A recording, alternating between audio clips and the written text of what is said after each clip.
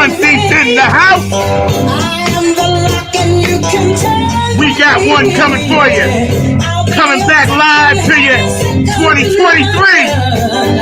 We're bringing you nothing but the best. 9 on the Grind TV. From the front seat. Oh, we can't fight the feeling, yo. We got today the man, the myth, the legend, music producer, bass player, stomp foot, bump extraordinaire. We got Jerry Wizard Say is with us. So you know how we do in California. It's early, but get the funk up. New York, where you at? Jersey, you heard? Delaware, Pennsylvania, Bay Shore, Long Island, Staten Island, come on. 2023. Ohio, what's up, Lucy? What's up, Patty? What's up, Brenda? Woo! Feeling good today. What's up, my baby boo? Overachiever, you know I love you. Woo! Where was we at? Oh, yeah. North to South Carolina. Virginia. Georgia. Florida. New Orleans. Oklahoma. West Virginia. Minneapolis. Up in Detroit. Nevada, Utah, North and South Dakota, Puerto Rico, where you at? Jerry Say's in the house and we high. From the front seat. My producer, Mr. Markley, back there behind the glass. Keeping it funky, keeping it fast. We can't fight the feeling in Hawaii, Tokyo, I'm Young Haseyo, Japan, Germany, China, Ukraine, we love you, Haiti, Africa, Dubai, we got you, Egypt, over there in Ireland, thank you, Elizabeth, DJ Cocolino in Italy, I love you, woo, Carmen in Australia, I love you, Wendy, I love you, we love all that funk around the world, Baltimore, DMV, Washington, D.C., Chocolate City, Funky Philadelphia, Brooks, I got you. Y'all tune in on the chat line. Keep it active. Jerry Say's with us.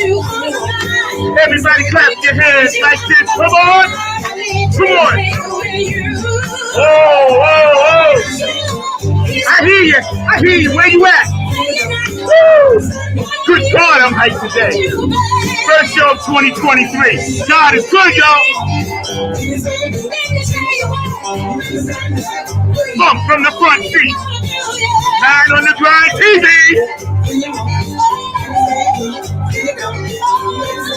We're bringing you not the tree, but we're bringing you the root of the tree today.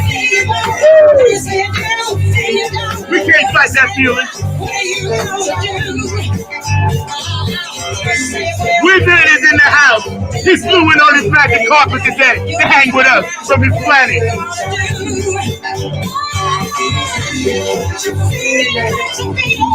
Feels so good. We love y'all out there.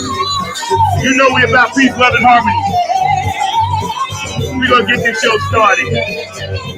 I told y'all I was bringing y'all the goods in 2023. We're going to step it all the way up live, y'all. We love you out there. If you got a birthday, we love you. Anniversary, love you. If somebody transitioned on, we got you too. And don't forget, it's about peace, love, and harmony. Today's guest is a world-renowned, extraordinary music producer, bass player, visionary, innovator. There are so many accolades and names we could give this brother, but we know him as the Wizard. Without further ado, Funk from the front seat, on behalf of my producer, Mr. Mark Lee, 9 on the Grind TV, is proud, honored, and hyped to the max to bring you Jerry Wizard Says in the house today. Woo! It's hot. Good God. Damn, Zach, you know how to wake a motherfucker up. Damn right. You taught me that. You said when you hit the stage, stomp them. And I learned that from you, my brother. How you doing? I am good. You know, the weather's good out here. It's been raining in California for the last week. Mm-hmm. The rain is nothing compared to like cold and everything. But life is good. I mean, you know, I've been going through a lot of motion. There's no complaints. I love that's life. beautiful, man. Yes. You know, I wanted to tell the audience, you and I periodically touch base, you know, and I've been knowing you for years, but, you know, when you were down here and y'all were performing and we opened up for you, I was telling people and I opened up for a lot of people, played, you know. And what year was this? Wait, I'm saying that was the highlight of my thing, opening up for you. What year was this? Oh, what year? It was like 4 years ago at the Lincoln. Okay. Y'all did the Lincoln, and we put that band together, and I was talking to you, and my bass player got jealous because I told him I knew you from 1977 when I got kicked from backstage at the other Lincoln in New York. Why is he jealous? Because he wanted to talk to you about bass stuff, and I was talking to you about the Lincoln in New York where y'all stomped with Larry Graham. Oh, man. I wrote about that gig. Man, that gig. Playing with Larry Graham. Larry is my hero. When I was a kid, I watched Sly and the Family Stone. It was on a network TV show. This was in the late 60s. I mean, maybe this was 19. Yeah, no, it had to be the 60s because I was still in high school. Mm-hmm.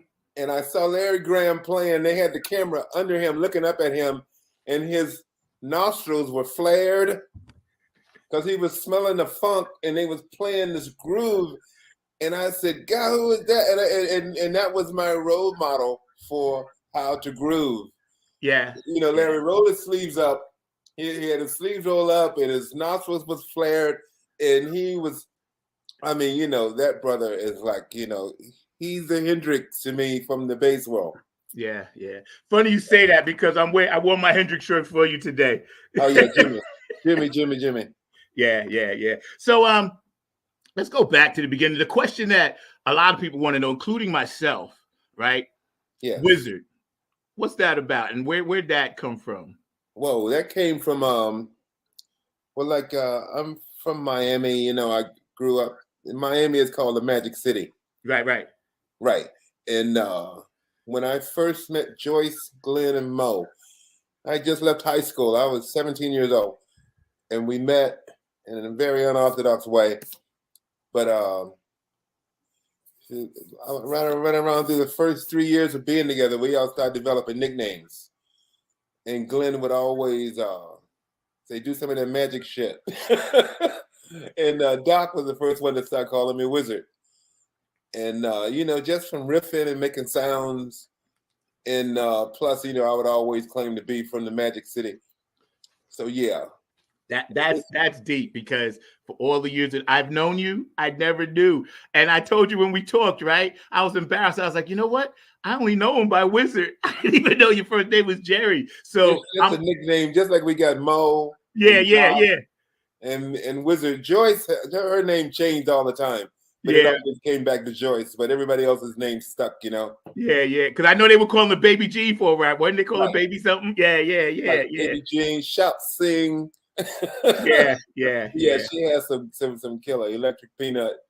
Yeah. You know, you've done so many projects recently. We're going to get into that. And again, we're hanging out graciously with, you know, Wizard today, Mr. Jerry Say from Cali. He was nice enough to get up early for us. I really appreciate you. So you guys stay active on the chat line and go back and watch this show. It's going to be all over the place at least 3 or 4 times today.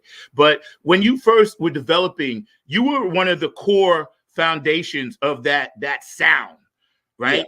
Yeah. And tell me a little bit about yourself and BB about how you guys developed that pocket, that groove that they laid on top of. Well, Zach, it goes way back, dude. I mean, like, I'm writing a book right now, and the editor had me go all the way back to my birth. Right. So I actually went back. I actually Googled the birth year before I came into the world to see what was going on the planet before I came. And then I went through. But my life has always been about the groove. My mother and my father are musicians. I'm from a large family. Everybody plays an instrument. The first time I was able to walk, I remember walking down the hall. I would strum the guitar with my finger and gliss over the piano keys, and I would thump the bass. You know, that was just all I knew. These instruments were laying around, and you know, that was, I thought every kid had that opportunity. Right. Now that I grew up, I say, no, that was a special household, dude. Yeah. So my older brother Frank was an amazing guitar player in Miami. And whenever he played, it was always groove first. My father, whenever he played, it was always groove. My mother, she was, gospel music. Mahalia Jackson, Rosetta Tharpe. But it Oh was God, yeah. always about the feel and that thing that the music make you do. So that was my gauge about how to play. First of all, it had to make me feel a certain way. And like I played, man, MF went through so many drummers before we got to BB. By the time we got to BB, I think we were around 12 or 13 drummers deep. Wow. Yeah. That's a So lot. I had to adapt to each one of these brothers that came into the band. And we came to each other, but it was always something that was required. I put the work in to get that foundation, because that was the foundation, that's the floor, the bass and the drums. And it was all about giving Joyce and Glenn and Mo and Michael or whoever was in the band something to work on. So yeah, that was all I wanted to do, was make sure that floor was there and it was solid. Yeah. So yeah, groove is the key to life. Yeah. When I heard you perform, and I heard how loud you were, and I had worked my way to the front. When I was 17, I was standing in front of people. I didn't really give a shit, because I was like, oh, I'm going to see these motherfuckers. Because the word MF was freaking me out as a kid. I was like, are they allowed to say that? You know what I'm saying? I was like, I guess they are. But we wanted to call ourselves the motherfuckers. I could, yeah. But Joyce said, we're going to have a hard time trying to get some airplay with that name. Right. Because let me tell you, y'all were motherfuckers. You guys were so intensely, cleanly loud. I had never heard that before. And I was standing in the corner by you, looking. You popped your G string, and bruh, you played the whole set with the G string hanging off. I was like, this guy is a wizard. Never forget that, bruh. Well, Zach, as far as volume, in 1976, Mother's Finest played a Who tour. Mm-hmm. And it was with the original band, with Pete Townsend, Keith Moon, Johnny Whistle, and Roger Daltrey. You talking about Mother's Finest was a quiet band compared to the volume. When I saw the Who, the first show they played, for the first note they hit, it was so loud, but it was so pure and it was so regal. And they were bold with it and stuff. And that's how we learn a level of working the distortion. Yeah. Playing with AC/DC, and I'm sure all of these brothers have hearing problems now.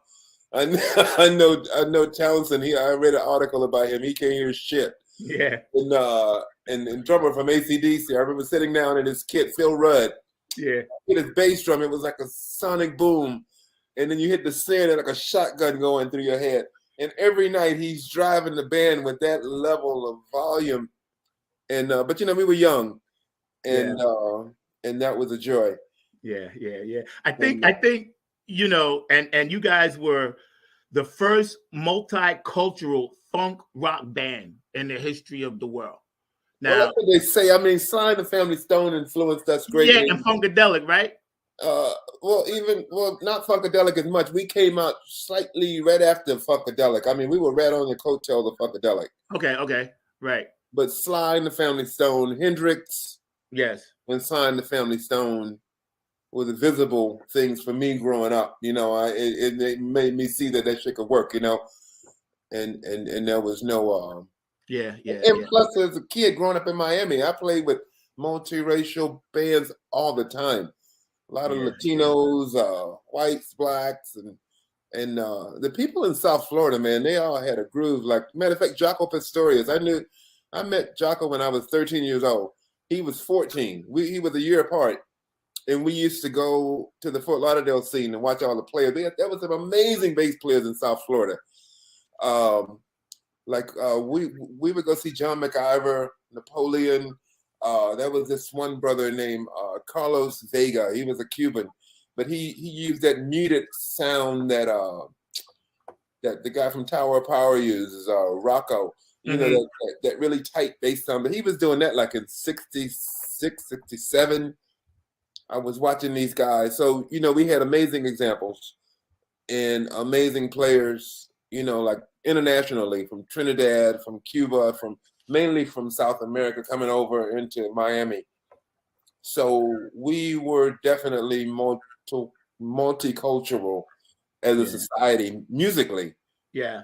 The music didn't have any problem with the racism and with coming together and being equal. But then when you get out into society, that's a whole other thing, of course. Yeah. The music role was always, if you got a groove and you can play, then let's do it. Yeah. You guys, obviously, I'm influenced by you, of course. Hi, Mian. Hi, Brenda. Thank y'all for tuning in. Stay active, yo. We got the wizard right here. Let me tell you. So, you know what I'm saying? Don't get no better than this to start off. But yeah, that picking up from that Woodstock, passed the torch from Hendrix to Slide to you guys to the live festival, peace, love, and harmony thing, sustained the music business, and gave my age level something to look up to. Like, you were my hero. Bootsy was my hero. Slide, you guys were our Black heroes. And this is nothing against other races. We didn't have any. You had to have them. You got to have someone that looks like you. Yes. Jimmy was it for me. When I saw Hendrix, I said, yeah, this was coming around the Chitlin circuit. Yes. And you got this brother that was like extraterrestrial and transsexual and he's galactic, he's writing about like the star constellations and shit. And I'm saying, okay, I see. I mean, he just raised the ceiling completely. And then he set his shit on fire. Right. And then he burned his shit up. Yeah. Oh no, my boy, right? Man, I talked to Peter Townsend about that. When we were on the Who tour, we talked to Peter Townsend about when Hendrix came to town, when he first came to England. And he was saying that, like, he said he wasn't tight with Clapton and Beck or even Jimmy Page as much until Jimi Hendrix came to town. And then all of a sudden, the guitar players all had this summit. They say, "What are we gonna do about this motherfucker?" Right. And you talking about, we were talking about volume earlier. They say Jimmy was the loudest motherfucker. And like the thing about Hendrix is like I got this digital box set that I bought. It's the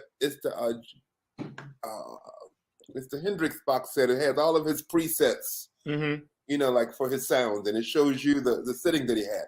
He was so unorthodox. He would use full bass and minimal treble, and he would like, the mid-range was like always in a place where you would never think. But then when you hear the sound, you say, damn, that's how you got that sound like on Axis Bold's Love, and that's how you got that sound like on Crosstown Traffic. And like it was, he approached EQ with a different ear. But his volume, the volume was always cranked, but it wasn't just like, piercing. It was something that got your body, that vibrated you from your ankles and shit. Yeah. I know. I went to the Smithsonian this past summer, my first time there, to go see the Black History musical part. You're in there. I saw you. My boots. Those are my boots. I saw you, bro. The first thing you said when I came, I was like, where's that? You know what Norwood Fisher told me? He said, Wizard, the reason why they got your boots in there is because you've been kicking ass for so many years. Dude, you got ass prints all around the world, bro. I know, because I got one right here from years ago. So mine is still there. Trust me when I tell you. Yeah, man, when I saw that, first of all, it was nice to go up there. Yes. And, see that. I had never seen it, Mothership, this and that. And I saw you in there. And I said to myself, this brother here is one of the greatest ever. You're on my Mount Rushmore, man, and I'm grateful to have you as my big brother, my friend, mentor, and all of that, man. Bass player extraordinaire, Jerry Say Wizard is with us today on Funk from the Front Seat, not on the Grind TV. We're going to get into some of your new music, but I do want to hear about you had a Prince story for me before we get into your book. I want to hear about that Prince story. Yeah, like when in the 80s, I played with Stevie Nicks. I did her Wild Heart tour. And for that record, Stevie co-wrote a song with Prince. Her single was called Stand Back, and it was a song she co-wrote with Prince. And Prince would come and hang out with her, And when I first saw Prince, it was really peculiar the way I met him at the supermarket. And I thought he was a Prince imposter until he smiled. And I said, damn, that's fucking Prince. And then he dashed off and jumped into a limousine and was gone. But we were touring around, and he would always look at me with a side eye. But when we played the show in Minneapolis, he walked up to me and he said, "Dude, I just realized that you're in Mother's Finest." And he said, "MF is one of my favorite bands." He said, "When I was in high school, I used to have you in my playlist and shit when I was doing my homework and shit." And I said, "Get out of here, dude." And now we talked, and it was basically him talking. And he was telling me about Purple Rain. Purple Rain had just finished. He said, "I got a new movie coming out," and he said, "You're gonna love the music. You got to go see it." And he was a huge MF fan. And then when he left, his bodyguard chick came over to me, and he said, "Man," he said, "I've never seen Prince talk so much." I just thought it was amazing that he was into MF. Yo, everybody was, bro. It's like I had to order my album from AudioFile because they didn't sell them in New York at first, Oh. And I ordered 3. I think another Mother Favorite, but I know it was the original Mother's Finest, and then the live. I had to have it. I was not satisfied listening to Mother's Finest at the studio level, even though it was beautiful. But I needed to hear that ass kicking shit that y'all did. And my father used to come in, man, and be like, "Yo, you're shaking the house," because I ran it through my MPEG. Yo, you wrote one of Mother's Finest biggest hits, "Baby Love." Yeah. Tell me a little bit about that. That was about my girlfriend at the time, Connie Stepp.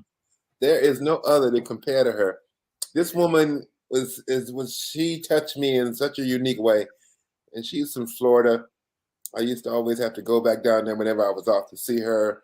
And those words came out as actual. I woke up early in the morning, one morning, and she was creeping on my mind, and I was burning for her touch. There's no other to compare to you. You got me blindly giving all I have to you. You give me feelings I can never find. These feelings ain't complete unless you're here all the time. And I heard that pong, pong, pong groove as I was singing it. And it came, but like the original chorus is different from what's recorded. And I want to do it one day because it was a riff that the guitar and the bass played together, like in the chorus. And Tom Werman, the producer, when we did it, he said, "Let's separate the chorus from the guitar and bass." So I went to the kick drum. And Mo went to the keyboard and they did the rhythm, and that's the way you hear it. But the song is real, and it's about true love. Young, I was 24, 25, and this woman, I would have married her, but I was scared of marriage. And yeah. I know. Like I said, man, you guys, the foundation, because of course it's about that foundation. And as much as I love Mother's Finest, they don't roll like that without you in there, and it's a blessing. It's like we wouldn't roll without Joyce. We can't roll without Mo. I mean, we rolled without Mo for a bit, but it was not the same. It wasn't right. But I know probably more about the band than anybody because I'm deep down into it. Yeah. And I'm on the floor for almost every idea. Yes. So I know how everything's conceived. I know the rhythms and how shit's assigned to make it all come together. And it's a simple thing. Mother's Finest wasn't. There were so many unique bands. I mean, music is just a wonderful thing. The chemistry and the philosophy and the identity, those things were definitely locked in with MF. And once you have that in a sound, you have your unique sound. I mean, everyone has a voice. Like just this past year, I worked with Kev Mo. I did the whole summer with Kev Mo. And it was such an experience. I went to another level working with Kev. Kev he know his voice so well, and he trusts his voice. And it's just a unique thing. It's not fantastic, but it's fantastic that he knows it. And people love him for it. We played around the world. And Kev's got people coming up asking for this song and that song. And I mean, his catalog is so amazing. I couldn't learn enough music with him because every night I got to learn a new song because people want to hear this and people want to hear that. Kev's probably got 12, 15 albums out. Wow. But playing with Kev and also with Kev Mo, I played the quietest I played since I left Miami. Kev doesn't like loud music. He likes for the melodic structure of in the groove of the song to do the work. A lot of times they play acoustic and stuff. And that was a revelation to me, to where I'm saying, I want to get back to that in my writing, to where, you strip it down to the bones. It's not about the volume. It's about the idea, and it's about the performance, the timbre of the voice. And so that's a wonderful thing. I think when you mention some of your newer projects, right? Yeah. We're going to get your banner up and get how people can contact you and follow you. Mr. Lee, are you back to working on that banner for me, please, sir? He popped out. All right, he's gone. My producer pops in and out sometimes. But we're gonna, have you posted on my Facebook page and everything else, so we can actually follow you, and and people can kind of know. But in I think it was 2011, you were inducted. Mother's Finest, the group, was inducted into the Georgia Music Hall of Fame. Oh, yeah, that was beautiful. Yes. Alongside of greats like James and Ray. I gotta tell you about that induction. Yeah, but go ahead. No. You tell me about the induction. That's why I brought it up. We good. Okay. Well, one of the coolest things is Samuel L. Jackson was backstage. Wow. He had to induct Leon Redbone into the cinematography section of the Georgia Music Hall of Fame. And Samuel L. Jackson saw us. He walked up and he said, "How come y'all ain't playing Give You All the Love no more?" And then I'm looking at him and I said, "How you know that song?" And he said, "Man," he said, "I used to watch y'all." He went to Morehouse. Right. Him and Spike Lee used to see us when they were going to Morehouse. They used to come to the Atlanta clubs and they saw us play, like, even before we cut that first CBS record. Mm-hmm. But he was a fan, and I just thought that was amazing. That Sam was a fan. But also that was inducted was Justin Bieber was there for a Vanguard Award, and what's her name? That beautiful black woman, Babyface produced. In the I know who you're talking about. Yeah, I know you're talking. I can't call her name, but I know you're talking about. Yeah, she was inducted, and the woman from a different world, the sister, the light skinned sister. Mm-hmm. Who man, I'm so bad with names, but like me too. Yeah, but it was star-studded backstage, and Alex Cooley, who was a promoter in the Southeast, he was responsible for every concert. He actually that the last Hendrix concert in the Southeast was done by Alex Cooley, and Alex Cooley would bring in the Beatles, or he brought in the Stones, or just everybody came through Alex Cooley. But when Alex Cooley heard we were being inducted, he came out of retirement to be the announcer, and he was kind of ill at that time. But he came from Florida, and he was the one that inducted MF into the Georgia Music Hall of Fame. And like he said, that's like Little Richard, that's like Ray Charles, that's like James Brown, Ray Price, the Allman Brothers. I mean, the list is staggering. Yeah. And it's I was very grateful. Yeah. Being there alongside these legendary MFs, Yeah. And you're one yourself, so rightfully so. And today we're hanging out with Jerry Say, known as the Wizard, the anchor, the bottom beat, and all that good stuff for the funk rock group Mother's Finest that we all grew up listening to. And my producer, Mr. Mark Lee, back there. Right now, we're going to take a quick 5 seconds. Jerry, hang out with us. We want to shout out P-Funk Radio, and I'll do a couple of shout outs. On the other side, we're going to come back and we're going to talk about your book. We're going to talk about the videos we get ready to show and what you got popping for the future. Yo, told you, 2023, y'all hang out with us. In the first P-Funk show we did together. Who's that? Oh, yeah, and the first. That's right. Okay, and that too. We'll do that. We'll start with that first. Mr. Mark, please, we ready back there, bro? Let's do that, bro. Hey, this is Keith Jackson with P-Funk Radio, inviting you to check out my brother Zach Robinson with Funk from the Front Seat. Saturdays, 12 noon on the East Coast and 9 a.m. on the West Coast. It all happens on 9 on the Grind TV and also on YouTube. Great guests, great conversation each and every Saturday. That's Funk from the Front Seat with Zach Robinson on 9 on the Grind TV and YouTube. Check him out. Brother, thank you, Keith, for always pumping the music and supporting the show. And of course, HJ Entertainment, K&N Jams, P-Funk Radio, we love you guys. Oak City Music Collective down here, we love you guys. George the Funk Vinci, your artwork, Curtis Wilcox, Aquarius Rising Art, we love you guys. And also the Funk Chronicles Hall of Fame, we love you. And you guys keep spreading that funk out there, keep supporting it, keep supporting brothers like this brother. He is a pillar of the funk rock community.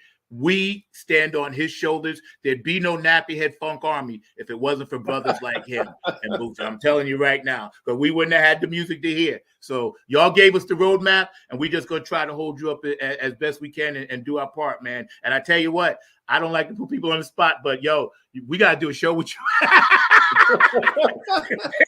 I always put it on the air so I can go back and say, I got you. we got to do a show together. We're going to do some stuff. We're hanging out. And you got a book. First we're going to talk about the first P-Funk show. Go ahead, bro. Oh, yeah. This was in 70, it had to be 76. Late 76. We were signed to the same management. P-Funk and MF were the only bands of color, Lieber and Krebs. Lieber and Krebs had like Aerosmith and AC/DC, and they had Black Sabbath and Ted Nugent and like a rock, Blue Oyster Cult. And the only acts of color were P-Funk and Mother's Finest. Wow. And MF was touring the world, touring America, like with all of these rock acts. And then on the itinerary, the next gig, it said Parliament Funkadelic, P-Funk. And I said, damn. I said, okay, cool. And we played in North Carolina A&T. It was like complete black school. And like we had just the night before we played with Aerosmith in Detroit, and it was like all white faces. And then when we played at Carolina A&T, it was all smiling black faces. And like we kind of went into that gig thinking that we were gonna have to turn down and change up and shit. But when we played the first song, I mean, they loved it. It was like I said, okay. But I was really excited about meeting P-Funk. And like when we got there for soundcheck, they had finished and gone. But just before we went on, they showed up. And like, I figured they were there to check us out, because I would have done the same thing. And George Clinton walked in wearing a North Beach leather outfit that was to die for. North Beach leather was like the thing back in that time, and expensive, and the tailor was extreme, and I was saying, oh God, I was so jealous. I said, damn, this dude got. And then the whole band came in; they were looking so cool and everything. And so we went out and we played. We had a great set. We kicked ass, came back, did 2 fucking encores and shit. And then I said, okay, I want to see P-Funk. So I went I changed, and then I stepped out of my dressing room door. And then coming down the hall was George. He was wearing a pair of orange chicken feet, plastic chicken feet, and he had on a thong. And he put a sheet over his head. A hole was cut in the sheet for his hair to stick through. And he was underneath was a thong, and on the front of the thong was a picture of the Roadrunner. Right. And that band was like that was like Eddie Hazel was still in the band, and wow. And the bass singer Ray Davis. Right, Ray Davis was there. Boogie was there. Jerome on drums. And I'm not even sure who was on keyboard. Maybe Gary and Bernie. No, this was before Bernie. Wow. So this was before Bernie. Wow. This was straight out of P-Funk. I mean, this is straight out of Funkadelic. This was straight out of Super Stupid. Okay. I mean, this was way back there. Yeah. They went on stage, and I just like I was impressed with the Who. When I saw what P-Funk would do to an audience, George went on stage with that song, Call My Baby Pussy, Pussy, and everybody in the place was in jaw drop mode. And this groove was so hard, And then they went into an even harder groove, and Joyce would pull up his sheet, and he would show you his ass with his song, and he would turn around and show you the Road Runner. I mean, it was like an extraterrestrial circus. Yes. Those guys, that band, there was nothing.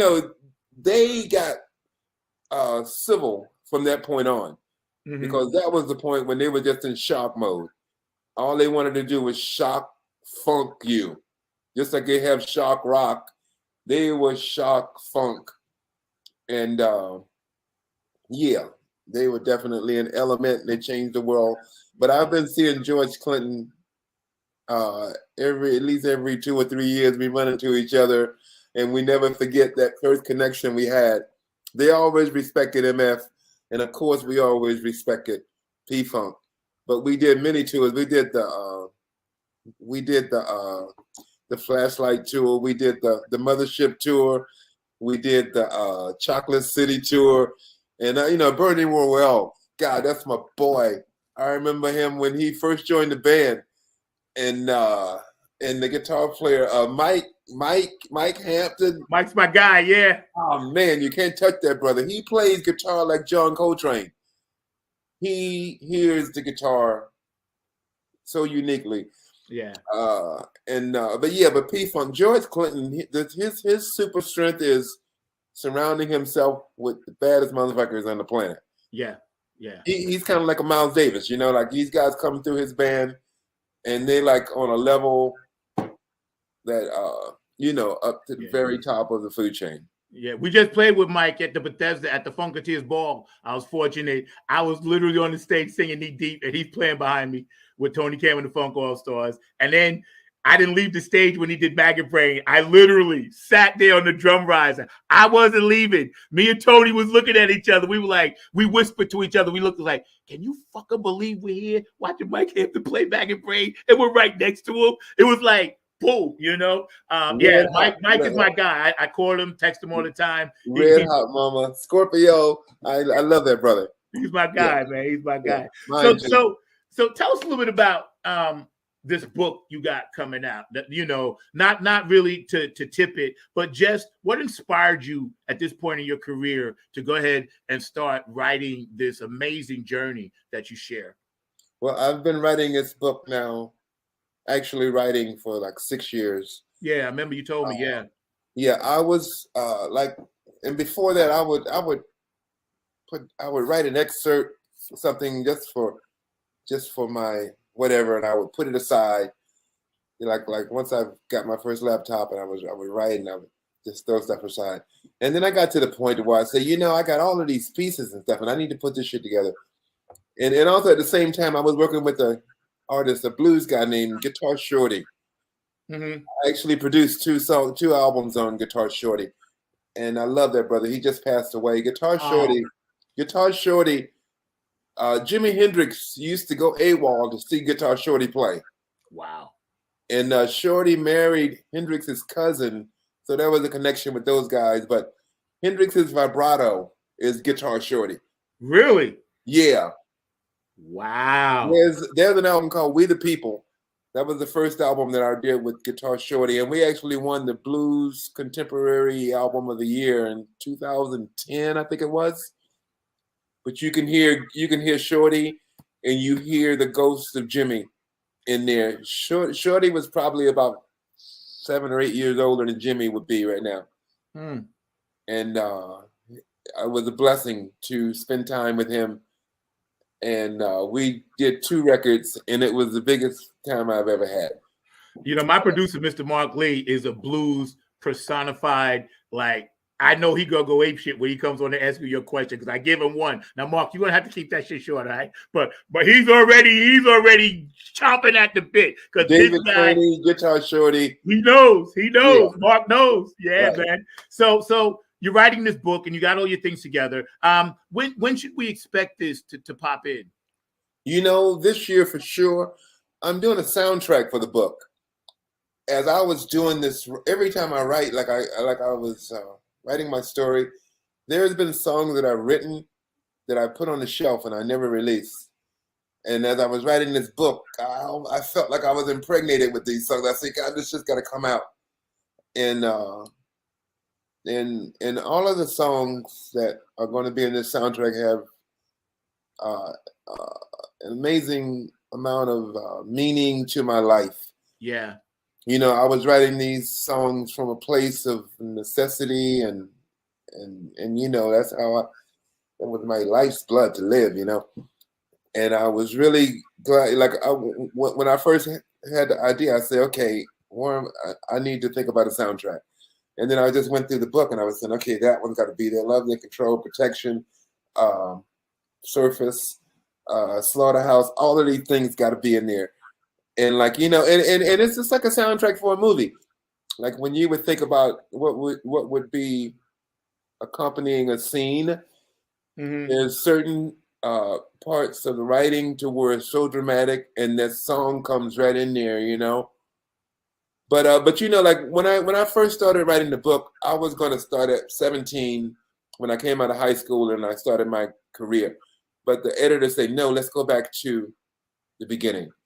Right. And going back to the beginning was amazing. Like when I researched my birth year, it was the most UFO sightings in the history of this country. Yes. That was what year was that? What year was it? 1952. Okay. There was this one incident called the Washington, D.C. incident. Yes. Where there were UFOs hovering over the White House and the Capitol. Yes. And they sent the Air Force sent airplanes there to intercept them. And when the planes got there, the objects disappeared. And then when the Air Force left, they came back. And it freaked the fuck out of America. Yep. And then that was in July. And then in November, we had the first hydrogen bomb was created by America, and there was a test blasting of the hydrogen bomb in the Indian Ocean. It was the biggest boom a human had ever created. And then it was a presidential year, and Eisenhower was a 4-star general. America wanted more stability. We was freaking because he was saying, "Fuck, extraterrestrials are coming. How you gonna fuck with them?" And then the NSA, you know, like it was just a lot of movement in the world. And then I came up in November, and I was born in Florida. And then I had to get into the whole Indian makeup of this country because I was born in Opelika, Florida, which is Opatisawakalaka, which was a Seminole Indian village back when they owned everything, before the Spaniards came and took the land from them. And so my book took on this whole concept of the plight of the American Indian. When I moved to Atlanta, I realized that my grandma was part Cherokee. And then in the 80s, I worked with Ricky Medlock, who was Lakota Indian. And we played like in North and South Dakota and Wyoming. Ricky would take me to an Indian reservation, and it broke my heart in the small little pieces when I saw how these people lived, and they owned this country, and it was all taken away.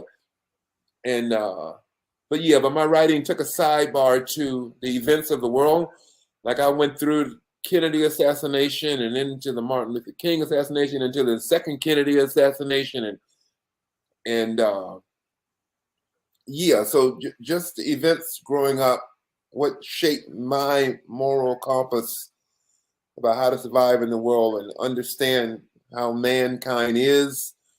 We have a lot of work to do, and we need to go forward as far as being humans. And instead of making shit to blow each other up, we should make things to generate more peace and love. I mean, you know, we just can't seem to figure that out. Yeah, you know, and it's funny getting back to your book because I'm getting comments on both things. So when you see me looking, I'm getting comments here and there, right? But one of the comments is that, you know, the soundtrack to your book, and you know, that's going to be amazing. And one of my fans popped in, you know, my boo, and say, hey, that's so awesome. So she just wanted to say thank you for that, because not a lot of people are thinking in terms of that. But in terms of the UFO, I'm a hybrid myself. I'm an Anunnaki funk soldier. I was born in '58, the year they claimed rock and roll came through, and I've experienced so many things And being of that ilk, the space child like you, like myself, this is why we all bond. And I think since COVID, the word 2020 hindsight and all this other bullshit, right? Like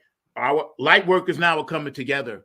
You know, we're all coming together, and we're here to spread peace, love, and harmony and get to that next transitional level. And brother, let me tell you something. You're one of the leading lights that we follow. You, Bootsy, Patty, George, Carlin, you know, Mother's Finest, all the ones we stand on. It's you guys that we follow your light, and we appreciate. I mean, you know, like it was like Dick Gregory. I met Yes. Dick Gregory when I was very young, and that's when I turned vegetarian completely from talking to him, and definitely like all the love bands, the '60s. You know, coming up through the '60s, the kids were screaming about the Vietnam War.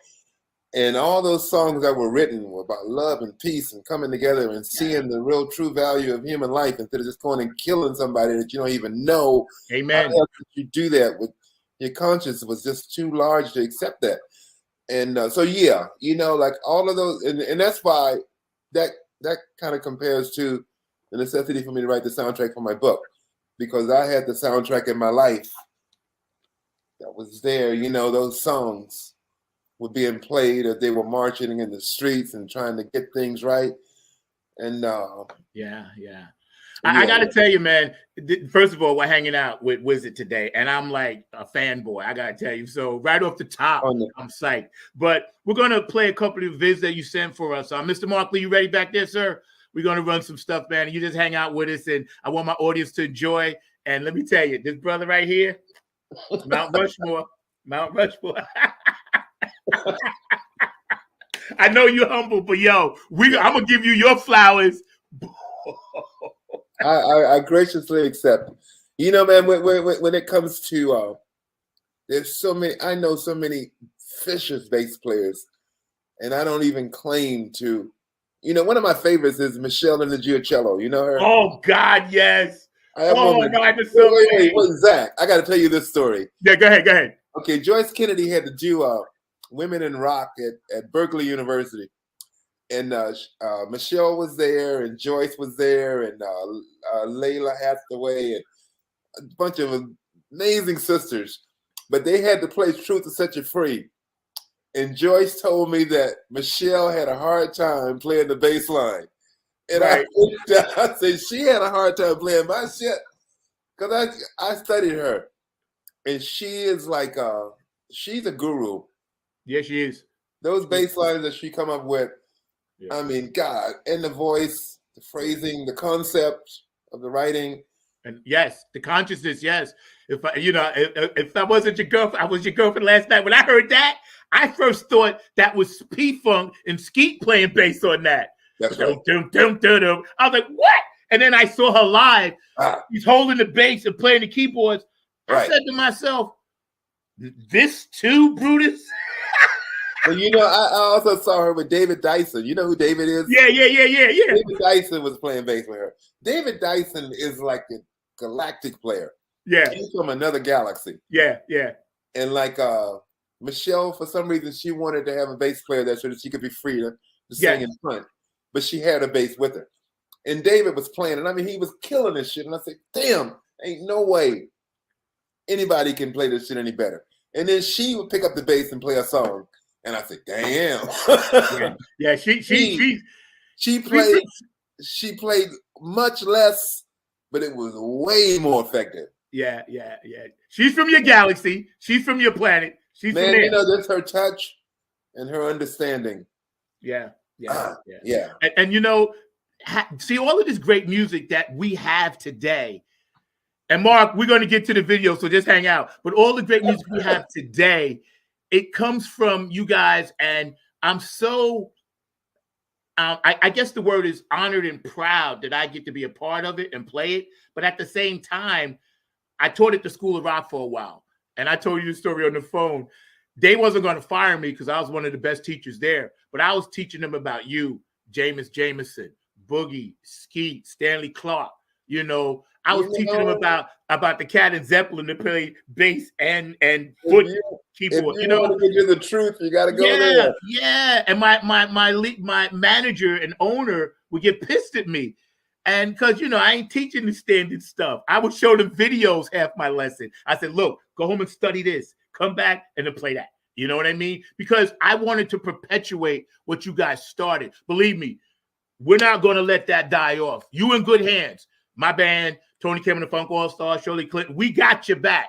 Like I told Bootsy, we got your 6. It's not going anywhere because we got you. We got you, bro. We're going to pop up this video, Mr. Mark Lee, and then I'll get you on. Don't worry. Don't chew off the doorknob. Just hang out. I love you, Christy.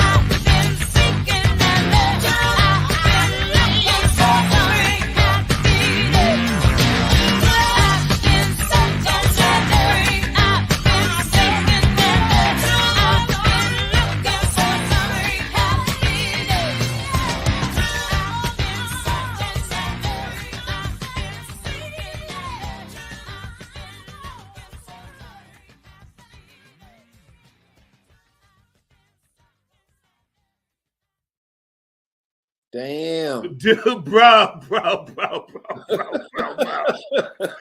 Bro, first of all, there ain't no words for that. I gotta tell you, my band, we tried to play this, couldn't play it. I gotta tell you something deep about that song. Little Richard came to our house in Atlanta. This was like 76 before we got that record. Little Richard showed up at our house at midnight in a limousine looking like fucking Cinderella. His hair was perfect. He had on a lime green chiffon outfit embellished with rhinestones, and he had on a beige cape that the driver had to carry up the stairs so that it wouldn't touch the floor until he got into the living room, and he gently set it down. And we asked Richard what he wanted to drink, and he said, "I want tea." We had stories. And then we took him to the basement to play him some music we were working on. That's when we were writing Fire and Give You All the Love and stuff. And he loved it all. And I'm sitting there with Little Richard, and he's sitting there, the shit that we have created, and he was clapping and he was singing along with the gospel aspects. But we had a talk with him. And he said, you got to be yourself. He said, the truth will set you free. He said, and so that song came from a conversation with him about his days when he was going from the church into rock and roll and then back and forth. Teetering.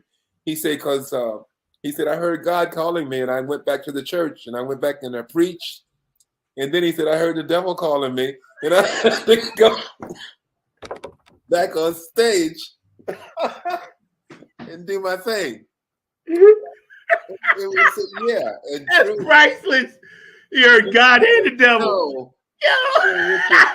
Was in our house, dude, and nothing had ever confirmed that my path was correct.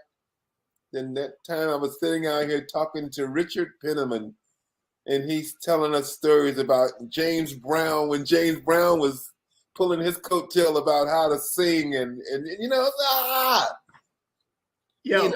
yeah, that's see. These stories on Funk from the Front Seat that y'all are hearing on the Grind TV, you're only going to hear this here. So, right. You ain't hearing this nowhere else in the world. And we appreciate you guys tuning in. Stay active. We're going to run the show again at 6. We're going to run it at 12 for our people overseas that watch us. We appreciate you guys. Thank you for supporting the show. Please, please, please keep doing that because we bring in the real. The truth will set you free. Mr. Mark Lee, we got another video, and then I'm going to bring you on, bro. We got one more for you? We got one more? Okay, just hang tough. Yes, just run that. And then Mark's going to come on because he's going to ask you about the gentleman you was talking about, Guitar Shorty. If I don't let Mark come on and ask this question, he will never speak to me again. David Kearney is my boy. I would love to talk about him. Yes. Okay, we got you. Yeah. The Wizard, y'all. Come on. Now. Funk from the Front.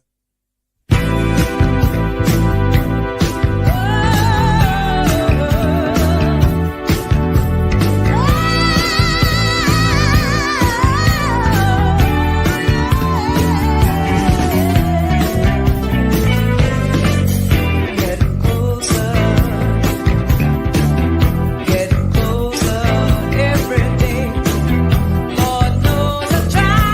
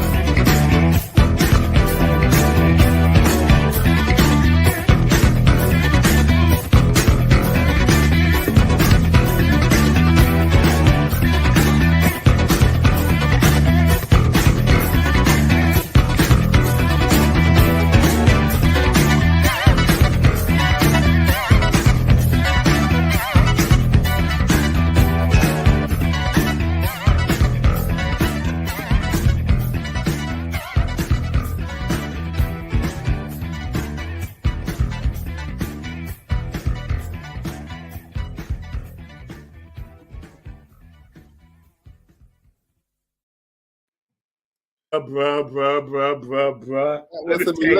That was some electric Nigerian. No words, man. No words. I'm speechless, man. You know what was so cool about that track is that's my brother playing on that track. Yeah, we were going to get into him because I was gonna mention that. I'm gonna bring Mark Lee on, but while Mark is coming on and muting his stuff, so other stuff behind him. But check this out. I know we was talking about your brother. A lot of people don't know he played drums. Your brother Harold played drums. That's one of the instruments he played. Yeah. Well, okay, one of the right. But I know you told me he played on "What You Won't Do for Love." Yes, one of my favorite tracks ever. That's my brother Harold, the eternal groove of life. You know what was that broke my heart is when I heard that Freddie White passed away, the drummer from Earth, Wind and Fire. Yes, we were going to acknowledge him at the end. Yes. Okay, well, you know, like the connection that he has in his bloodline when he played with Verdine and Maurice, the genetics of the groove cannot be broken. I feel that same thing when I play with my brother Harold, and I have 4 other brothers that are guitar players, bass players, keyboards, and stuff. But when I play with Harold, I don't have to think. All I do, he just count it off, and the shit happens, and it's perfect. And I love that we didn't get a chance to play together as much. I sent you a Blackfoot track that Harold's on. Mark, do you have that track, the Blackfoot track? A Reckless Boy. Okay, yeah, we're gonna run that. Yes. Okay, yeah. You get to hear Harold on another side. Okay, let's run that. Yeah, when you're ready, we'll run that. Yeah. But my brother Harold, man, he is so talented. He's my youngest brother. Kills the bass, but on drums. Every time he would send me a track, you know, he played. He did a lot of Casey and the Sunshine Band recordings. He's from South Florida, but when he played when he told me about the Bobby Caldwell project, when I left Fort Lauderdale in 1971, Bobby Caldwell was playing with a band called Kathmandu, and he was a guitar player. Yes. And he was an acidic guitar. He played like Frank Zappa, Hendrix, and Terry Kath kind of combined. Bobby's hair was all the way down to his waist, so you never saw his face because he would just lean over and his hair was down. And he would just play this wicked electric guitar shit. So when Harold told me, he said, I just cut a record with Bobby Caldwell. I was looking for something shock, electric. And then it was, what you want to do? And I said, hello. Homie made a 360, and I couldn't believe how smooth it was. Yeah. He didn't even play. I don't even think he played guitar in that session. He just played keyboards. Uh-huh. But the voice, because, you know, he never sang with Kathmandu. The keyboard player was a singer. Right. Norm's guitar is out in Los Angeles. That's the guitar player from Kathmandu. I mean, the keyboard player from Kathmandu. But Harold, he made that track. He gave it life, you know. Wow. Mark, you ready to run that track for us, brother? Let's run that. Okay, brother. Boy, this was a whole nother adventure. And I'm loving it, man. Funk from the Front Seat, Not on the Grind TV 2023. We hitting you hard right out the gate on January. Here we go. This is all American Indian. I love it. I love it. Yo, this is, I'm in heaven right now.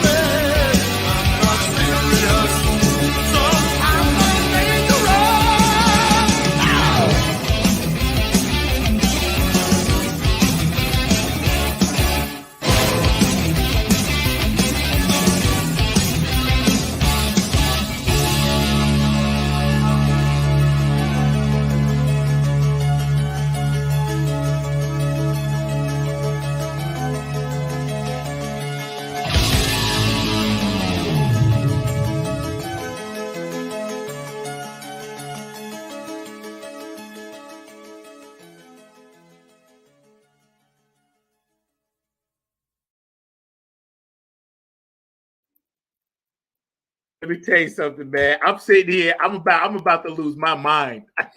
I'm losing my shit over here. I ain't gonna even lie. First of all, picture myself, right? I'm texting with my audience. I'm looking at you.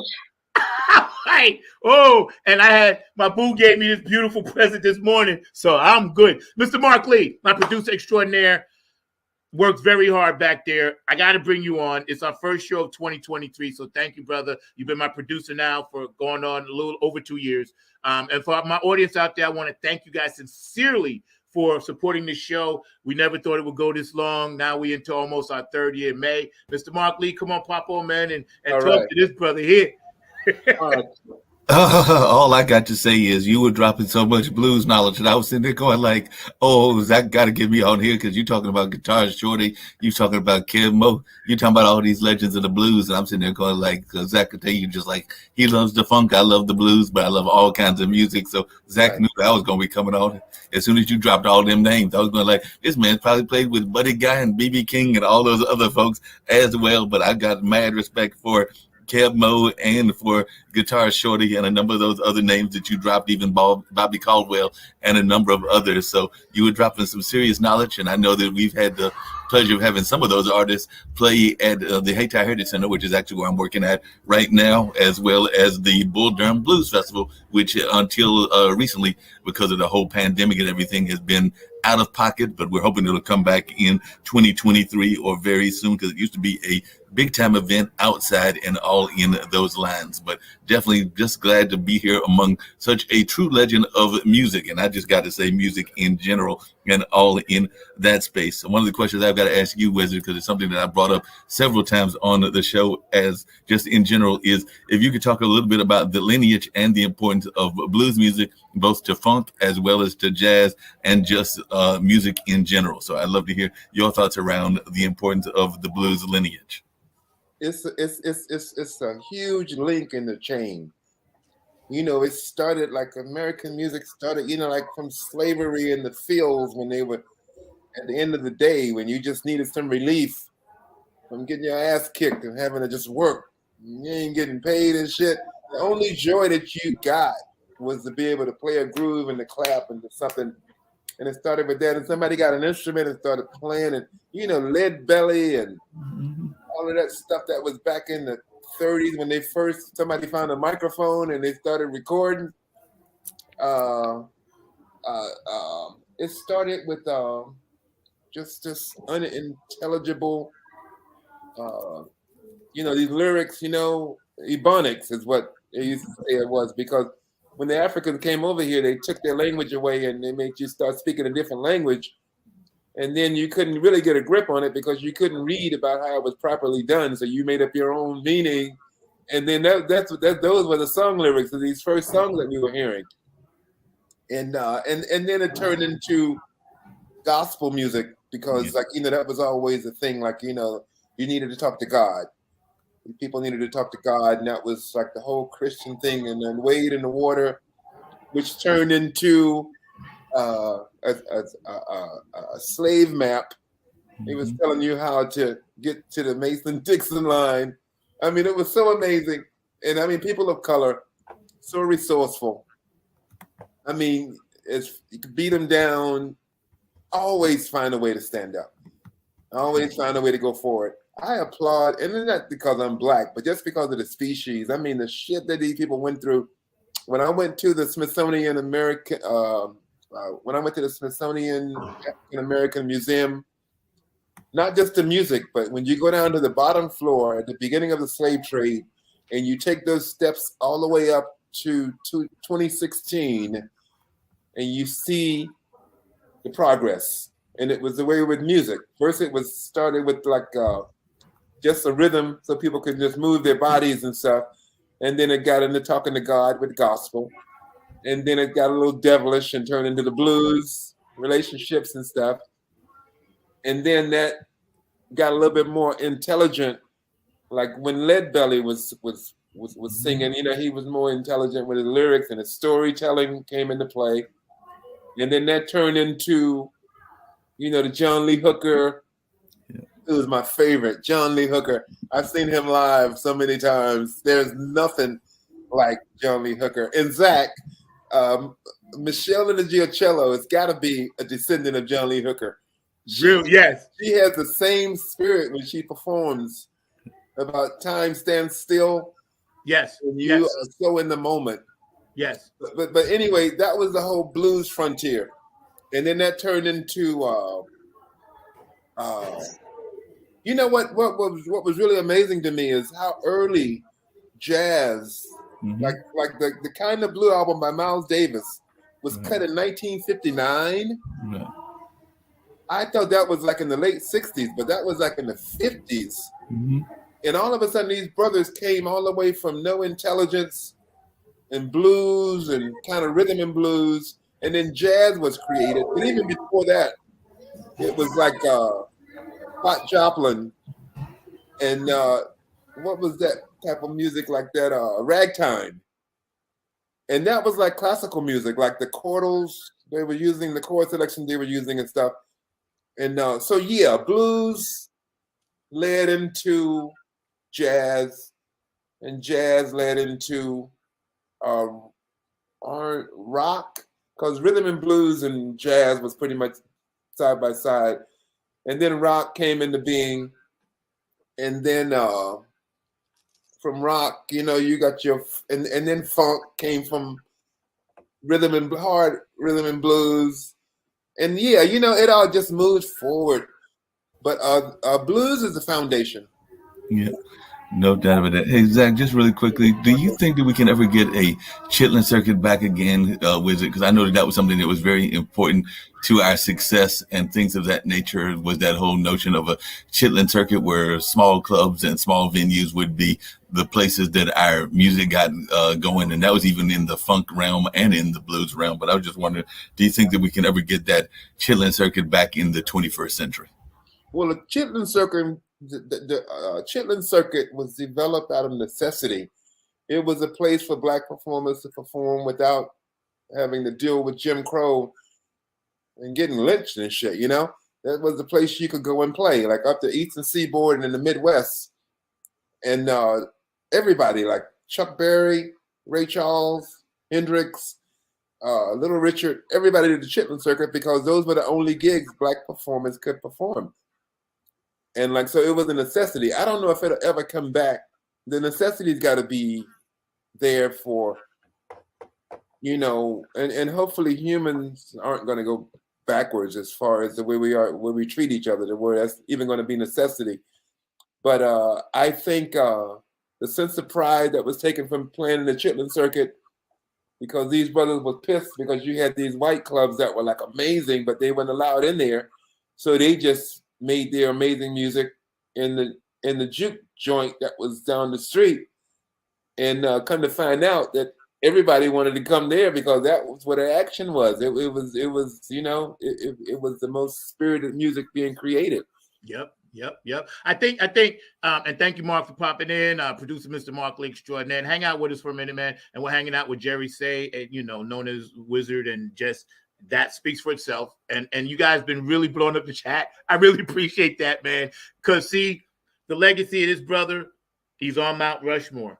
This is why I was very humbled and grateful to have him on my show and call him my big brother. And I know him, and I opened up for this brother. So right there, you know, that speaks volumes. And when we look at music today, myself, Kevin, Dr. Brooke, and all our circle, our full circle at my band, we're always talking about spiritual food, feeding people with the music. And today's artists, like, there was a banner for a funk fest and it had no funk artists on it. I got nothing against them, the artists that were on there, the Mary J. Bliges of the world, Bobby Browser, but they were calling it a funk fest. Funk has now been hijacked, the word. Definitely. And it kind of pisses me off. Yeah, it pisses me. It does. I'm gonna be honest with you. I'm a lover of all music. I listen to everything, classical, everything. But promoters have taken this and twisted it. So we have to give people spiritual food in this funk. Where do you see the future of funk music going? Well, my children, my son, Laven Kali, Laven is up for 3 Grammys this February. He worked on the Beyonce record. Okay. he co-produced one song and co-wrote it with her, and then he co-wrote 2 other songs, and they're all up for Grammys. And Lavin's solo music. Lavin was in the crib when Lavin was 6 months old. He would watch me program music, and he would sit there like in the crib, and just watch me. And he was always quiet because Lavin ended up going into golf. Like when Lavin was turned 9 years old, he loved Tiger Woods, and he started playing golf. And I used that, and I was a golf dad. Took my son all over. My son got a full golf scholarship. Wow! Into the university. Wow! He was that good. And then when he turned 18, he came to me one day and he said, "Dad, listen to this." And he played me some music. And I said, "Damn, it's bad." I said, "Who is that?" He said, "That's me." And I said, "Who's singing?" He said, "Me." I said, "Who's playing?" He said, "Me." I said, "You played everything?" He said, "Yeah." And then I said, Who wrote it?" He said, "I did." Lavin plays, his first instrument was trumpet, plays drums, bass, guitar, keyboards, sings perfect pitch. His mom's also a vocalist, keyboard player, perfect pitch. Both, and my daughter is coming up behind him. She's 19. She's at Brown University. I went to see Dayella on campus at Brown, and everybody knows her. We walk down the street. "Hey, Dayella." I said, "What the hell? You just been here. It's your first year here." Yeah. But it's a marvelous university. But the music that Dayella hears, she hears my funk, but she hears classical music, and she plays drums in a jazz band. And then she sings out front like Ella Fitzgerald. Wow. And then she could sit down with me. She loves to play Skin Tight by Ohio Players. And she's playing the drums and I'm playing the bass. Right. And I play brick for her. We play Duzik. Yes. Duzik, yes. Right. So you have to teach your children. You have to spread it, because if they don't get it from the library that Amen. We live, that you are, that I am, that you are, we're supposed to give that knowledge to our children and hopefully find a way for them to understand it. They don't have to take it all, but there's a lot of nuggets in there to make their lives better and to continue on with the flow of positive life, Amen. And that's what funk is going to need. Funk is something, it's not going to die, because as soon as somebody hears the right groove, they're going to say, it makes your body do things that, Yes. Yeah, there's a physical reaction that touches your soul. And the best of every genre of music does that. It gets you into your God within. And that's what funk is, connecting to your God within. You gotta have it.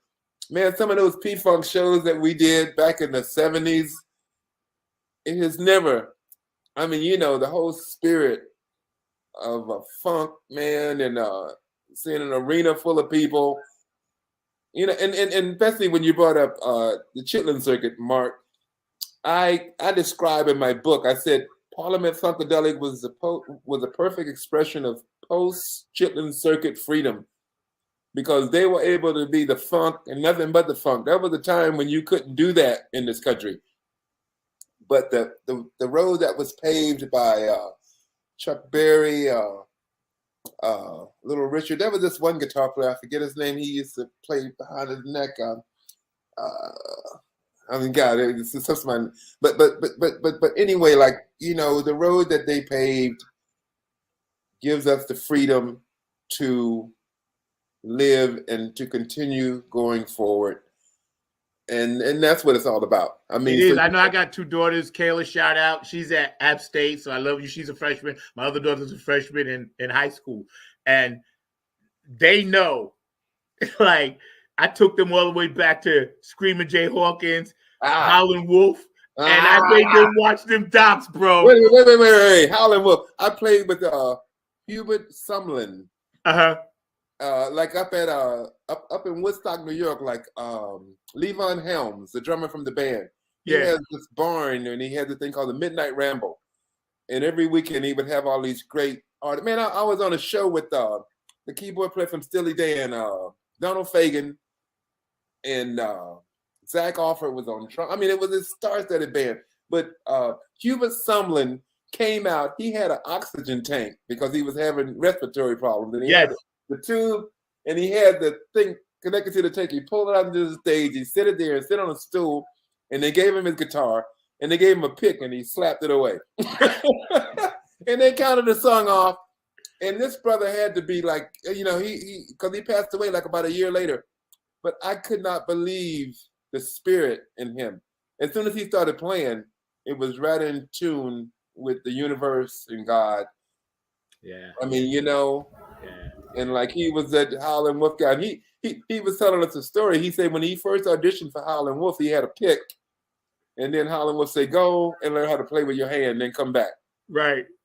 And he came back, but that's Hubert Sumlin playing on Wayne Doodle, I mean, all of those, those Howlin' Wolf songs is Hubert Sumlin. Yeah. Mark, can we get a banner up while we still chatting? But you know what, Wizard? Like when PBS is such an underrated part of our educational system, right? Because they show docs, PBS, PBS, and they when they showed the doc of Mahalia Jackson. Right. I was recorded on my VCR. I still got those tapes. Howlin' Wolf. I recorded every doc I could because I was like, you know, America, they're trying to teach stuff out of the kids. And people like yourself are trying to believe this whole thing what they call it. They accuse you of being weird because you're awake. Yes. What the hell is wrong with that? Yes. You want to be awake and aware of everything that's going on. You don't want to be asleep and just not moving forward. That's right. You know, and the world now is a much better place with what you guys did, and we're continuing. Like you said, funk ain't never going to die, but I keep pushing it hard because this is just who I am, you know, and I don't know no other way. And having guys like you in my life and your inspiration, you know, you inspire so many people just today being on this show, man. And this is going to be part one because we always do a 3-part series. So this is just part one. You'll come back when you have time. I know you get ready to go on tour and everything else. You got to wait until I finish this book and then I want to talk again. Yeah. We'll come back. But listen, every week we do a hero of the week. You know, it could be anybody, random, male, female, lady, black, white, whatever. But this week we honor you, Jerry Wizard Say. You're our Funk from the Front Seat hero of the week, and we appreciate everything you've ever done, everything you're about, your music, your family, the way you spread peace, love, and harmony, your vibe, everything about you, bro, is golden, and it's golden. And we got about 3 minutes left. We always give our guests the last word. We're going to give you the full screen. Mr. Markley, you have anything else for this brother before we jet up? Hold on 1 second. I was trying to get the banner up. No, you're good. You're working it. It's good. Don't worry. You're working it. No, I was definitely working that banner, trying to get that banner up and running for Mother's Finest and all in that space. But definitely it's been an honor hearing the Wizard speak and all of that. And he was dropping some knowledge. And I agree with what he was saying about the education system, both you and Zach bringing that up, because I've been trying to figure out why we're complaining about people being woke, because we all want to be awake and everything during the course of the day. So that makes absolutely no sense to me whatsoever that they are making woke a bad thing in that sense and everything. So I guess one of the quick questions I've got to ask you is, I know Zach's very big on education and music education. Do you think that we're doing enough in our space around music education, and what can we do to make it better? And we got one more song till we go run, so don't go nowhere. You know, that's a loaded question, Mark. We have to do the best we can. Be creative like what you guys are doing right now. You can reach people, you know, groups of people, and make sure you give them vital information. I mean, you know, things that'll pull them in because, you know, times change, and I love to go with the times.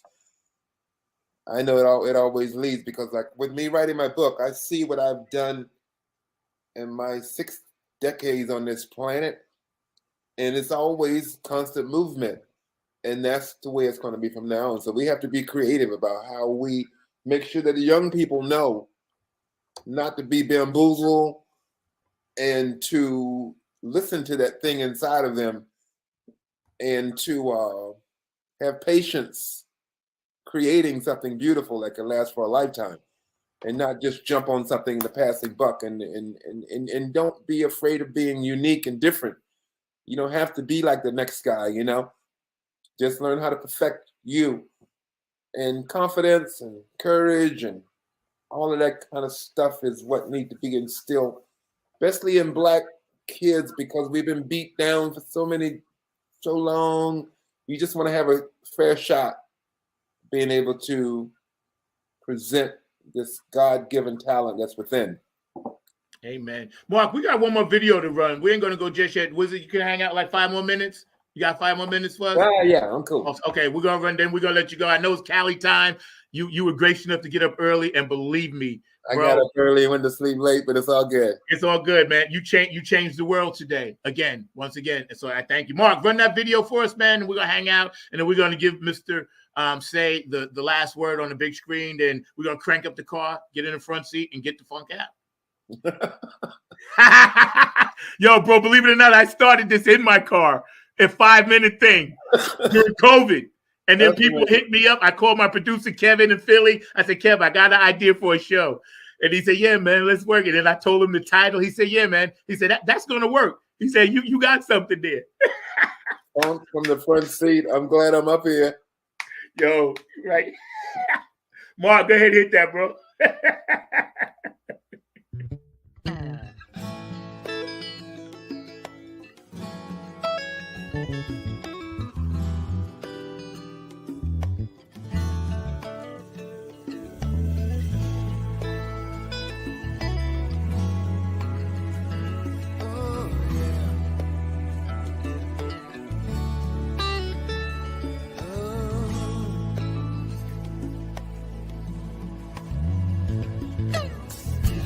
With my arms in the air, trying to get your attention.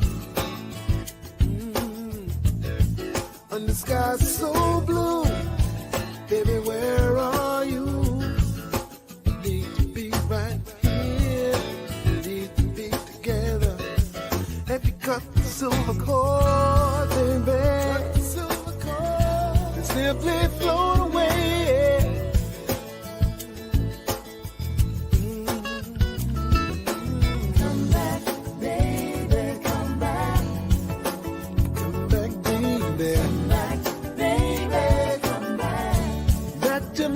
To my soul, baby, come back. I need you right here with me, baby. Baby, come back. Baby, my arms in the air, still trying to get your attention. Did you forget you mentioned that we'd hang out today? But you're so far away. What's getting you down, baby? What's getting you down? What's keeping you around? Oh, yeah. All I can say is come back, baby, come back. Come back, baby. Come back, back to my heart, to my soul. You right here with me, baby. It's plain to see you're very distant, about 1,000,000 miles away. I can hear it in the silence of the words you never say. Come on, baby. Oh, yeah.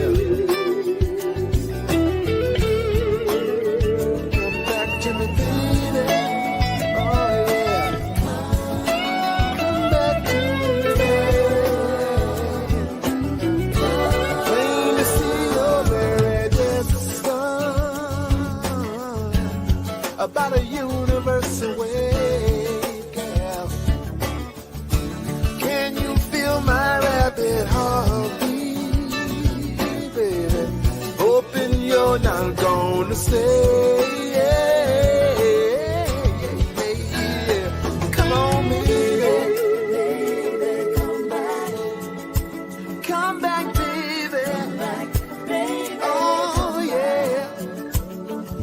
I don't know what I've done wrong, baby.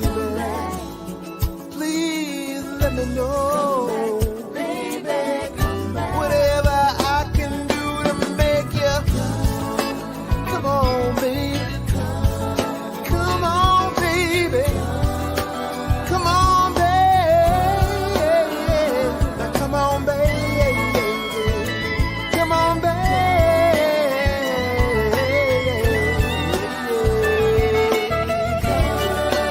Back to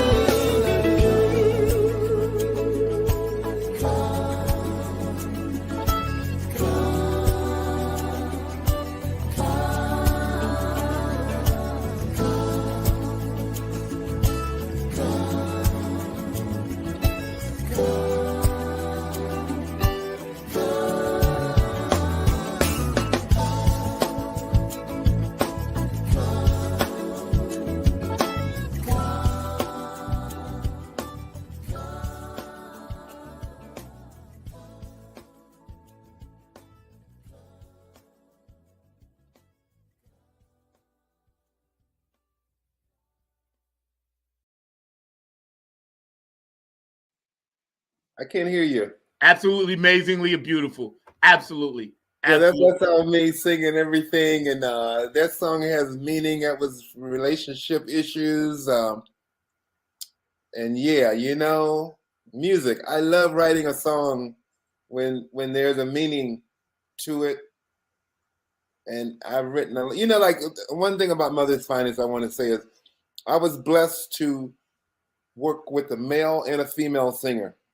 Joyce Kennedy is like the baddest bitch ever born. I've seen, she sings, I mean, her voice is amazing.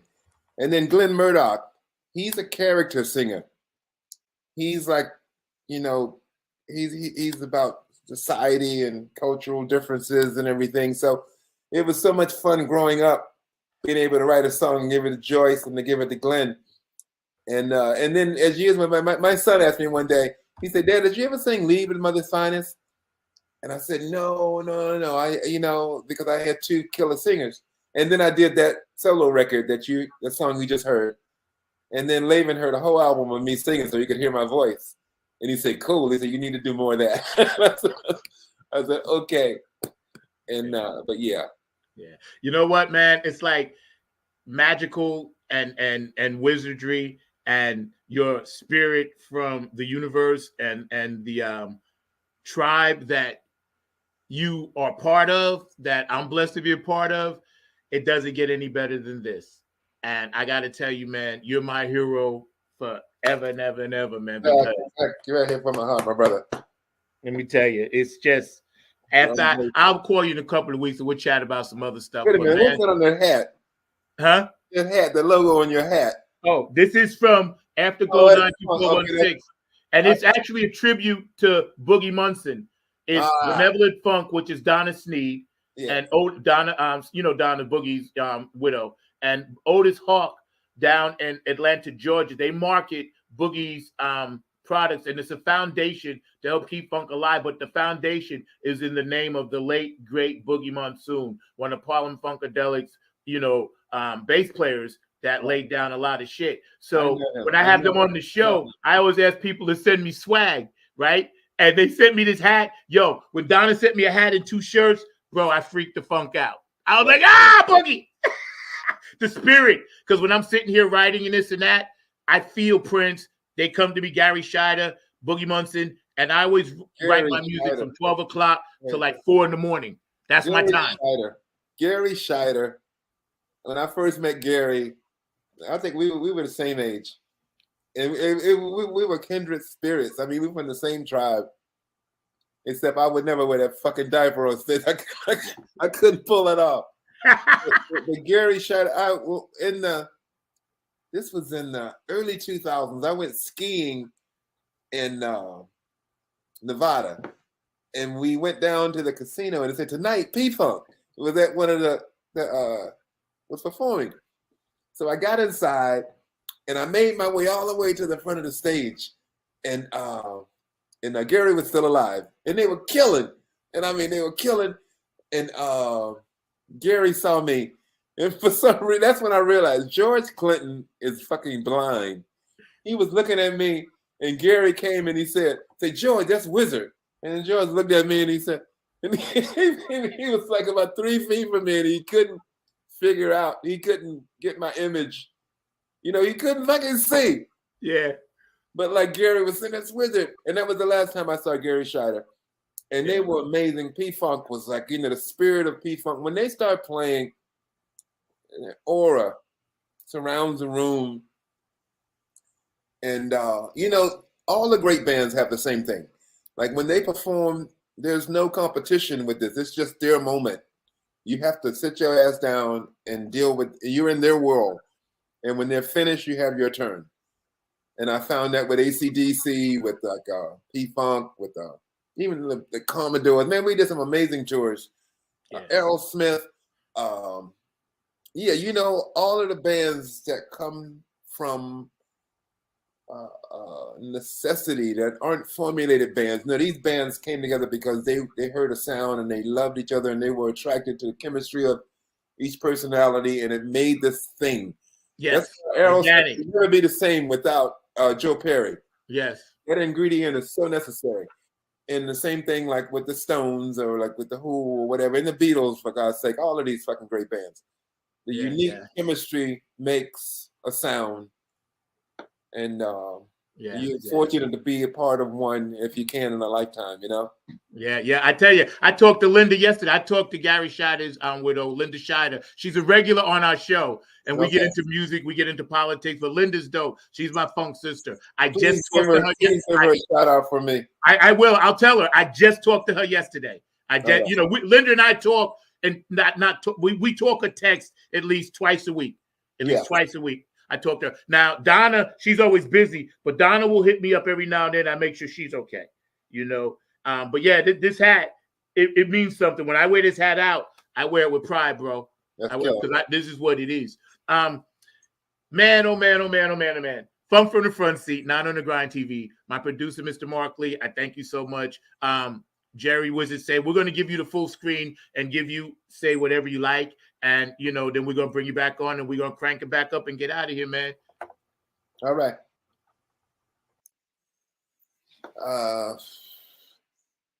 What would I have to say about it? Just make sure that 2023 is going forward. We need better music, like what Mark was asking about what's happening with funk. The Chitlin circuit is not coming back, but it's going to be another circuit that's going to be connecting us to each other.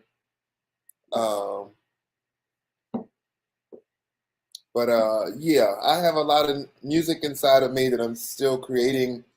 I'm being freed up after this pandemic, which was an amazing event in our lives. Yes, love. That's it, Zach. I think we've said it all. Bro, I think we said it all. I think we've done it all. We're going to crank up the car. We're going to get out of here on this one because I know this there who I love dearly. And when you mentioned it, that was the first thing I thought about. So,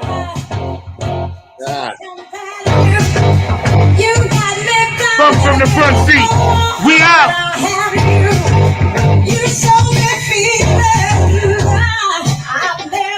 The Wizard was with us today, y'all. Enough said.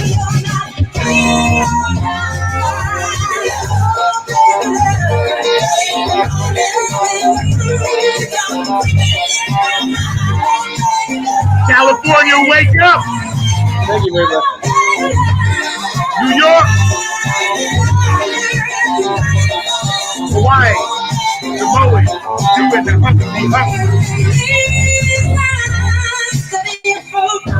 Ohio, Mama Sandy, beyond, Philadelphia, Brooklyn. Yeah, what up? Marine, clap your hands, come on, world.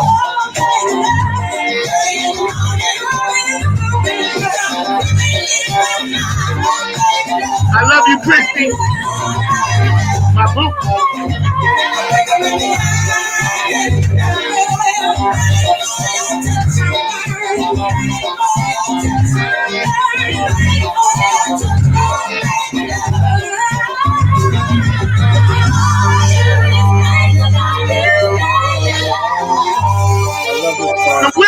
y'all. Come on. Thank you very much.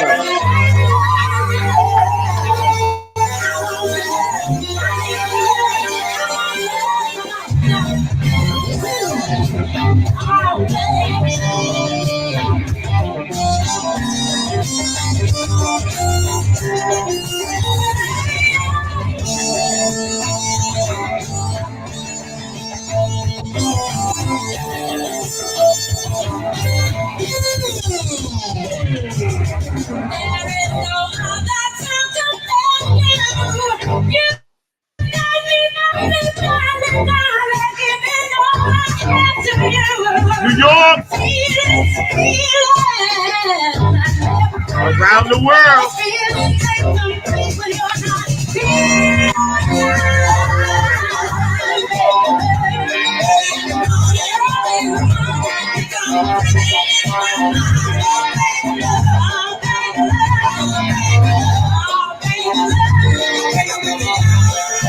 Come from the front seat.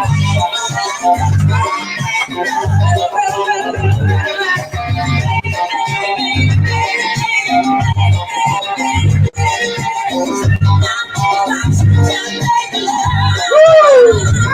Hang on, y'all.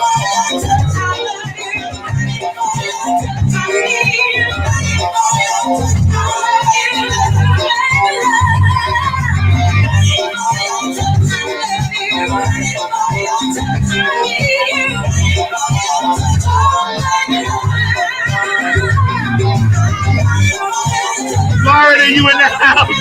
Florida. Italy, what's up with the business? Cocolino, you over there? Germany. Dubai.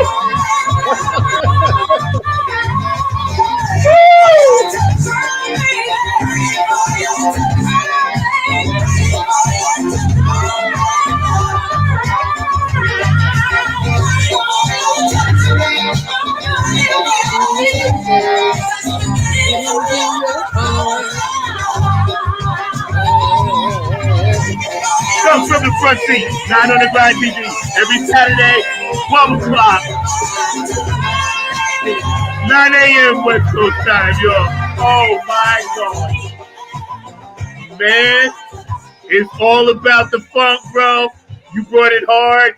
The show is fire. We get ready to get out of here. I love you with all my heart. I'll be in touch in a couple of weeks, bro. Thank you from the bottom of our heart here, Funk from the Front Seat. All the fans watching, all the people around the world that will watch this later tonight.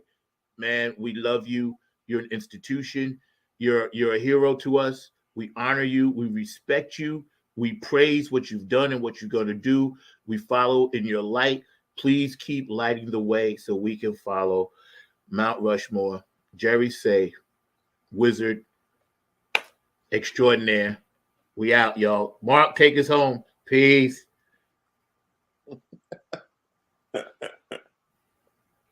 Big love. Man, let me tell you, bro. Yes. Let me tell you. It's special. You got to put wizard.net up there. Okay, wizard.net. Hold on. Okay, hold it, Mark. We got to fix that. WYZ. And I'll tag it. WYZ at WYZARD.net. Got you. Mark, we'll fix that. You can keep this one also. Yeah. Okay, and we'll make sure we add that, and I'll tag that. Text that to me, and I'll tag that to my Facebook post when I thank you. Because I do a thank you on Facebook, and I'll tag it. Wizard.net. I'll find it, and I'll tag you. I got you, bro. I got you. We'll make sure. And also Wizard Base on Instagram. Got you. Okay. Wizard Base on Instagram and wizard.net. Got you. Man, and I'll tag them both. They kicked me off Facebook about 5 years ago, and I could never get on again. Yeah, really?